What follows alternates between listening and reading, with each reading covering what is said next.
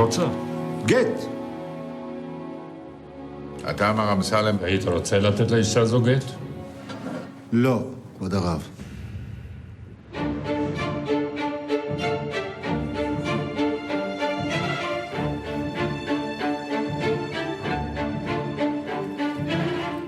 בכל מקום מתוקן, כשאיש מקבל זימון לבית דין, עליו להתייצב. היה של מרשתי אינם הפקר עליכם להפעיל סנקציות על הבעל. כך החוק עומד לצידו ומעניק לו את הזכות אם לתת לגט או לא לתת לגט, אז לפחות שיגיע. על מה כעסך? אנו זימנו וזימנו. מה עוד נוכל לעשות? את כל מה שעומד לרשותכם על מנת לגרום לו לבוא.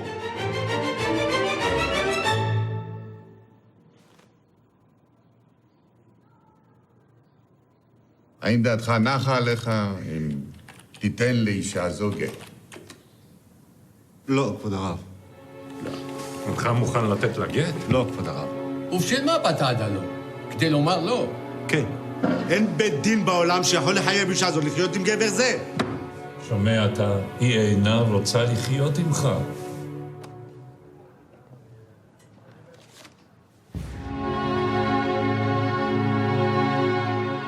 הוא שונא אותי, כבוד הרב.